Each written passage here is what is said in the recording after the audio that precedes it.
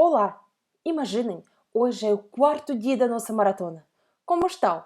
Como foi a corrida até agora? Ainda tem força para continuar esta maratona? Espero que sim, porque nas próximas duas etapas nós vamos ver observação. Nesta altura, nós já conhecemos o nosso próprio corpo, o nosso estilo de comunicação. Já sabemos como é que nós queremos comunicar para transmitir uma imagem certa. E agora está na altura para ver o que a linguagem não verbal dos outros nos diz. Nesta etapa, vamos revelar alguns mitos sobre a comunicação não verbal.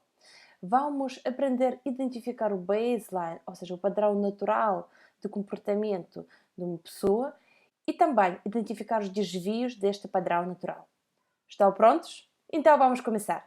O mito número 1. A observação de microexpressões permite-nos identificar mentiras. Porque o que as microexpressões nos revelam são as emoções. E depois nós é que comparamos aquilo que a pessoa diz com a emoção que transparece. E quando estas palavras não coincidem com a emoção que nós vemos através de microexpressões, é aqui que nós vemos que alguma coisa está mal. E mesmo assim, isto ainda não nos diz que é uma mentira. Apenas indica-nos que é um ponto da conversa ou da situação ou da história que nós deveríamos investigar mais. Por isso, uma emoção ainda não significa uma mentira e qualquer tipo de observação nos traz uma informação adicional, mas não nos permite ver uma mentira na cara. Uma mentira não tem expressão. A chave de uma boa observação é identificar a congruência entre o padrão normal de pessoa e como a pessoa se comporta neste momento, ou, por exemplo, entre aquilo que ela está a dizer e aquilo que transparece.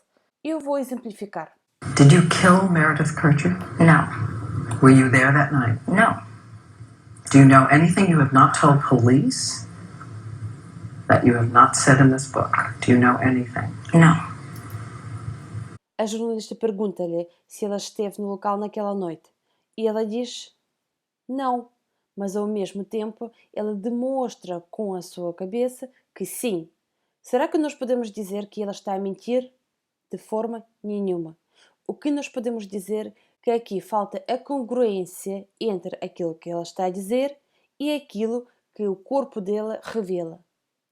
Para nós é um sinal que alguma coisa está mal aqui e nós deveríamos investigar mais aqui. Mas nós não podemos dizer que ela está a mentir. Tal como quando a jornalista pergunta-lhe se foi ele que matou, ela diz não e demonstra desprezo na cara. Será que podemos dizer que ela está a mentir? Não, porque o que nós vemos é uma emoção, é o desprezo, mas nós não podemos dizer que isto é um sinal de mentira. Para nós é apenas um ponto, novamente, onde nós deveríamos investigar mais. Mito número 2. Os mentirosos desviam o olhar. Será? Nesse caso, acho que muitas pessoas estão a mentir. Mas se por acaso também achava que isto era verdade, digo-vos, não estava sozinho. Porque 90 investigadores em 75 países fizeram um questionário e receberam 5.000 respostas em 43 línguas. O que elas queriam saber eram os mitos que existem sobre os mentirosos. E o resultado que elas receberam foi igual ao questionário que nós fizemos em 2013 e quando nós perguntamos aos portugueses o que os mentirosos fazem, a maioria dos portugueses disse que desviam o olhar. Contudo, não existe nenhum estudo científico que comprova que o desvio do olhar significa mentira. O mito número 3. Consigo aprender a detectar mentiras com Dr. Lightman. Não é bem assim. Lie to Me é uma ótima série, também vi, e é verdade que por trás desta série existe uma base científica. O professor e, podemos dizer, o pai das microexpressões, Paul Ekman, acompanhou a gravação desta série, por isso a base científica está lá.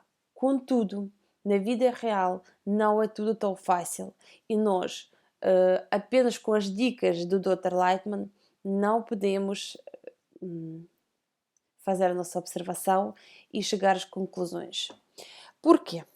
Michigan State University fez um teste muito interessante. Eles queriam provar se o fato de ver a série Lie to Me ajuda as pessoas a serem mais... Eles formaram 3 grupos. O grupo número 1 viu a série Lie to Me, o grupo número 2 viu outra série qualquer e o terceiro grupo não viu filme ou série nenhuma e depois eles deveriam adivinhar se uma pessoa no vídeo estava a mentir ou não. O grupo número 1 viu uma série Lie to Me e depois entrava noutra sala e deveria fazer a avaliação dos vídeos e identificar se neste vídeo uma pessoa está a dizer a verdade ou está a mentir. O outro grupo viu um filme Numbers antes de fazer aquela avaliação. E as pessoas, depois de verem uma série Numbers, elas também entraram no quarto, viram os vídeos e deveriam fazer a mesma avaliação. Se uma pessoa no vídeo está a mentir ou não. E havia o outro grupo que não viu filme nenhum, entrava e deveria fazer a avaliação. O que aconteceu? Os participantes do grupo que viram a série Lie to Me não ficaram nada melhor em identificação das mentiras. E até pior, no vídeo onde a pessoa estava a dizer a verdade, ou estavam mais dispostos a dizer que esta pessoa estava a mentir. Ou seja, ficaram mais céticos na sua avaliação e consideraram uma mentira mesmo quando a pessoa estava a dizer a verdade. E antes de passarmos para as dicas mais práticas de como nós podemos fazer ou efetuar a observação inteligente, eu queria fazer mais uma nota importante. Procurem emoção e não mentiras. Reconhecer as emoções das pessoas é muito mais importante do que reconhecer as mentiras. Porque no outro dia, quando vocês vão chegar a casa e vão perguntar ao seu filho ou à sua filha, tudo bem? O seu filho vai dizer sim, mas vai dizer isto com um olhar triste ou com a expressão de tristeza na cara. Vocês não querem ver a mentira, vocês querem perceber qual a emoção que está na face dele. Vocês vão conseguir ver que isto é tristeza e se calhar conseguem sentar-se ao lado e perguntar: então conte-me, o que se passa? Para nós conseguirmos ver estas emoções das outras pessoas, primeiro temos que ficar muito atentos e mais, conhecer o baseline destas pessoas. Baseline é uma palavra que vem de inglês, uma tradução para português seria mais ou menos padrão natural, padrão comportamental. Este é o comportamento típico de uma pessoa. Ou seja, nós todos somos diferentes, como se fossem flocos de neve. Eles não se repetem e nós também. Cada pessoa é um indivíduo, é uma personalidade e é normal que nós todos temos comportamentos diferentes. Há alguém que costuma tocar no nariz. Há alguém que sempre arranja o seu cabelo. Há alguém que tem costas curvadas por causa de trabalho. Nós todos somos diferentes. Isto é normal. Por isso, antes de nós começarmos qualquer tipo de avaliação, é necessário conhecer o padrão natural desta pessoa. Por exemplo, o Woody Allen é o comportamento normal dele, é o baseline dele. E se nós não conhecêssemos esta baseline, imaginemos fazer a avaliação dele e dizer: é uma pessoa que está a esconder alguma coisa. Não é verdade. É o padrão natural dele. Por isso, antes de mais, para fazer qualquer tipo de avaliação é necessário, é obrigatório conhecer a pessoa. Por exemplo, reparem como está o seu colega, ou como é o seu colega que está ao seu lado. Ele costuma gesticular, ele ocupa muito espaço, ele tem uma mímica pouco muito expressiva. Ele utiliza as mãos, ele cruza os braços, as pernas. Lembrem-se, nós falámos que para algumas pessoas cruzar os braços é um baseline, é uma postura de conforto. Como a pessoa fala, alto, baixo, rápido, lento. Quais são as palavras que a pessoa utiliza? Se conseguirmos fazer esta avaliação, vocês vão ter na mão uma grande ferramenta, porque vocês vão conhecer o padrão natural da pessoa. E isto é essencial porque qualquer tipo de observação a seguir vai ser a procura de desvios deste padrão. Se uma pessoa nunca cruza os braços e de repente numa conversa cruza os braços, então este é o desvio. E ao contrário, uma pessoa costuma ficar com os braços cruzados porque é uma postura de conforto e de repente ele descruza os braços, vai para a frente e começa a falar, o que se passa aqui? Então, isto vai ser o desvio para este tipo de pessoa. Por isso, conhecer o padrão natural é essencial e é a partir daqui que vamos fazer as nossas avaliações. A partir do momento em que já está seguro no padrão natural de pessoa que está a observar, podemos ir à procura de desvios. Existem vários tipos de desvios, várias coisas que podem acontecer. Nesta sessão de hoje, nós vamos ver 2 tipos de desvios que nós podemos identificar no comportamento das pessoas. O nosso baseline de que vamos partir é que uma pessoa não costuma mexer muito nos objetos, por exemplo, canetas, brincos, colares, que o baseline de uma pessoa é gesticulação moderada, sem tiques visíveis. E o primeiro tipo destes desvios são pacificadores. Pacificadores vêm do inglês pacifier, ou seja, acalmante, algo que ajuda-nos, liberta o stress, a ansiedade. Então, são todos estes movimentos com o objetivo de controlar o nosso stress. Vamos ver alguns exemplos. Por exemplo, acertar uma gravata, acertar punhos, agarrar uma caneta, brincar com uma aliança, coçar o pescoço. O famoso coçar no nariz também faz parte deste tipo de desvios. E são gestos que não fazem parte do padrão natural de uma pessoa. E, por exemplo, estes gestos acontecem de repente. Vamos imaginar, vocês têm um colega que não tem estes tiques. E depois vocês começam a falar de um relatório e de repente uma pessoa ou agarra uma caneta ou começa a brincar com a aliança ou começa a coçar o pescoço ou brincar com o cabelo enquanto está a responder a sua questão. A pessoa está a mentir? Não. Nós nem sequer uma questão fizemos a essa pessoa. Nós vemos o aumento de nervosismo e de ansiedade. Agora, o porquê ainda não sabemos. Por isso, fica na nossa responsabilidade identificar estes desvios e depois ir explorar mais com as perguntas ou com outros factos.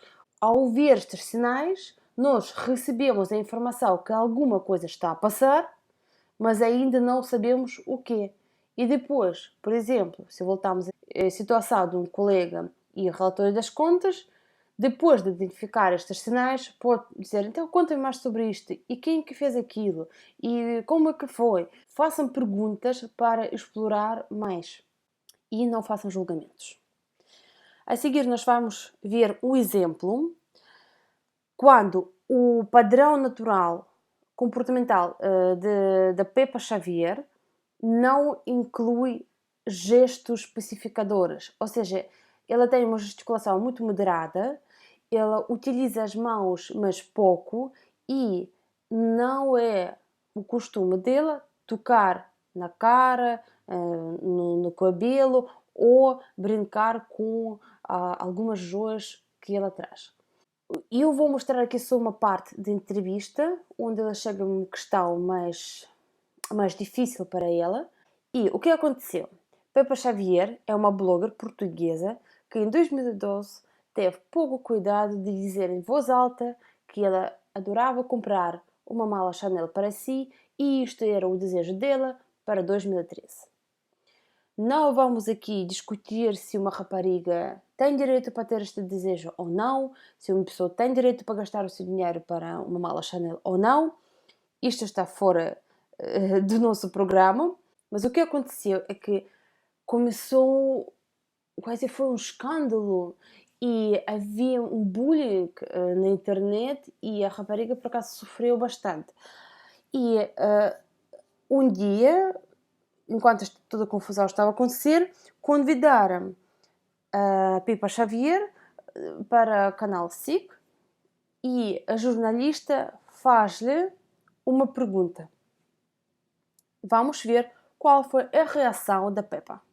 Filipa, então agora que está contextualizado o seu discurso em relação à mala, faça-me um verdadeiro desejo para 2013. Um verdadeiro desejo para 2013. Eu gostava de ter projetos com o blog, gostava de trabalhar, ter projetos com o blog no mundo da moda. Estava disponível, por exemplo, a ajudar uma pessoa que esteja desempregada e que precise de ir a uma entrevista de emprego a vestir-se bem? Estava. Acha que isso é um desejo legítimo para 2013? Sim, eu estou disponível. Melhor do que uma mala Chanel, talvez? Melhor que uma mala Chanel. O que é que nós vimos? A Peppa a mentir? Não. Não podemos dizer isto só porque ele coçou o nariz. O que nós podemos dizer é que nós vimos o aumento de ansiedade e nervosismo ao responder esta questão. Porquê? Porque é uma questão que lhe já foi colocada tantas vezes. Porque é uma questão que se calhar lhe já causou tanto sofrimento, porque realmente havia um bullying na internet. Por isso, nós, através deste gesto que está fora do padrão natural dela, fora da baseline dela, nós vimos que isto foi um desvio e foi um indicador de aumento da ansiedade e nervosismo. Como eu já disse, o importante é ver a emoção e não a ir à procura de mentira. E imagina esta situação fosse novamente em casa e você sempre perguntar ao seu filho: o que é que fizeste hoje depois da escola?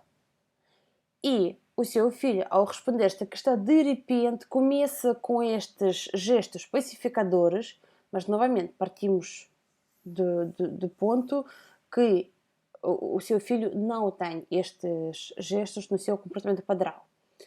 E de repente o seu filho começa, como o Peppa Xavier aqui, por exemplo, a coçar no nariz ou fazer outros movimentos pacificadores, parecia um sinal porque aumenta o nervosismo, aumenta a ansiedade do seu filho ao responder à sua questão. Porquê? Por que isso acontece? E para si é um sinal que tem que investigar mais sobre o ponto. Pode ser que o seu filho não tenha feito nada de grave e tenha tido apenas comichão no momento de pergunta, ou ele não tenha feito nada de mal, mas os amigos tenham feito algo de grave e ele saiba, ou realmente pode ter sido ele a fazer asneira. Isto causou-lhe também este nervosismo. Por isso, o importante é ver a emoção e depois, se é importante para si, ir investigar o que se passa. Vamos continuar e vamos ver o segundo tipo de desvios que nós podemos identificar. Novamente, partimos do ponto que o baseline não inclui barreiras. Por isso, o segundo tipo são bloqueios. Quais tipos de bloqueios nós podemos encontrar? Por exemplo, imagine você está numa reunião, está a falar frente a frente com uma pessoa e ela já tinha na mesa, em cima da mesa, um telefone, café, aqui os óculos, papéis, computador, mas tudo estava assim arrumado mais de lado. Você chega a algum ponto da vossa conversa e de repente você chega a algum ponto da conversa e o seu colega ou parceiro pega no computador e coloca este computador à sua frente. Ou a chave de café, que até agora estava algures do lado direito, de repente ele pega na chávena e puxa esta chávena à sua frente. Estes todos objetos servem como barreiras, como bloqueios. Nós tentamos bloquearmos de uma pessoa ou de uma conversa. Outros tipos, por exemplo, esta postura aqui, com uma mão em frente do corpo, também é um bloqueio. Recordam-se dos braços cruzados, que são tão vantajosos para nós, mas que são vistos como barreira? Também é uma espécie de bloqueio, porque imagine o padrão natural de uma pessoa, ela não costuma ficar com os braços cruzados e num certo ponto da conversa cruza os braços. É um bloqueio, para nós é um sinal que uma pessoa tenta distanciar-se ou tenta fechar-se. Agora, porquê? Ainda não sabemos. Se para si o tema ou a reação desta pessoa foi importante, tem que ir procurar e investigar porquê que este bloqueio de repente surgiu. Mais tipos de bloqueios. Se olharem para a perna desta senhora, ela está a bloquear este senhor da conversa. Porquê? Não sabemos. Provavelmente ela não se dá o banho, ou se calhar entrar no tema em que ela não quer que ela participe. Não sabemos. Mas o importante é identificar este bloqueio no momento quando aparecer e, se realmente a conversa é importante para si, ir e tentar descobrir porque é que isto aconteceu. Fazer uma pergunta, tentar mudar uma posição e ver se a barreira ou este bloqueio vai permanecer. Depois há vários pontos que podem fazer, mas o importante é reconhecer que isto aconteceu. Vou mostrar alguns exemplos de bloqueios que podem acontecer. Por exemplo, colocar objetos em frente do seu corpo. Por exemplo, bloquear os olhos, ou sim, aqui os animais também fazem isto, ou a boca. Reparem, quando uma pessoa fica atrás de um púlpito a fazer uma apresentação, também é um bloqueio. E eu percebo logo qual orador é mais experiente, qual é menos, porque aqueles que sentem-se confiantes, eles não utilizam o púlpito. E mais, o outro tipo de bloqueio é como desviar-se de pessoa. Imagina, olhem para esta pessoa. Ela já saiu desta reunião. Já virou contra o apresentador.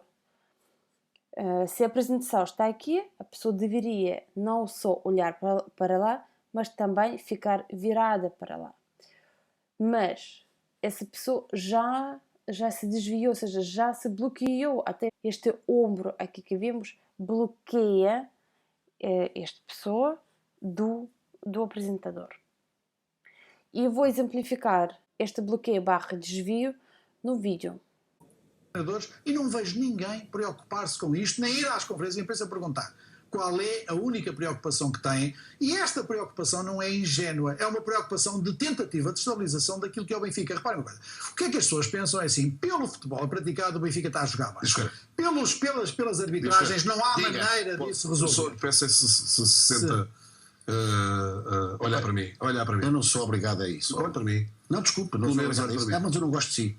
Então nós vemos como o senhor se bloqueia da conversa, ou do moderador desta conversa, e mais, ele próprio explica porque que faz isto. Ele diz, não gosto de si. Por isso, há situações que nem sequer precisamos de adivinhar porque que alguma coisa acontece. Só precisamos de ver com cuidado e ouvir com atenção. Vamos continuar e vou mostrar o último tipo de bloqueio que pode acontecer na cara. Ou seja, bloquear os nossos lábios. Este costurinho vem desta imagem. E porque que estes senhores todos estão na mesma fotografia, vai explicar Janine Driver. This is a fascinating look at a part of Anthony Weiner's anatomy. A totally PG part, thankfully. His face, the question is, what is your face saying when your words are saying something else? That's why I make that distinction. What do Anthony Weiner, Bill Clinton, Tiger Woods, Elliot Spitzer, and Brett Favre have in common? I've exchanged messages and photos of an explicit nature with about 6 women over the last 3 years. Indeed, I did have a relationship with Miss Lewinsky that was not appropriate. I was unfaithful. I had affairs. I cheated. Sure, there's the sex stuff, but the truly eerie similarities are not below the belt, but above the shoulders.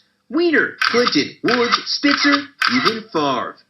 Did they eat a lemon? Lose their teeth? No, this appears to be the universal face for, oh man, did I mess up. When we don't like what we hear, if we don't like what's going on, our lips will disappear. Body language expert Janine Driver says the lips are the most expressive part of the body. With Wiener, the lips being so tight, the nose being wrinkled, and his jaw, really having those jaw muscles, there's embarrassment there, but there's also a lot of anger. Different, she says, than Bill Clinton. Bill Clinton, you got the upside down U, you got that bottom lip really projecting out, which is sadness. How about Tiger? He's sad.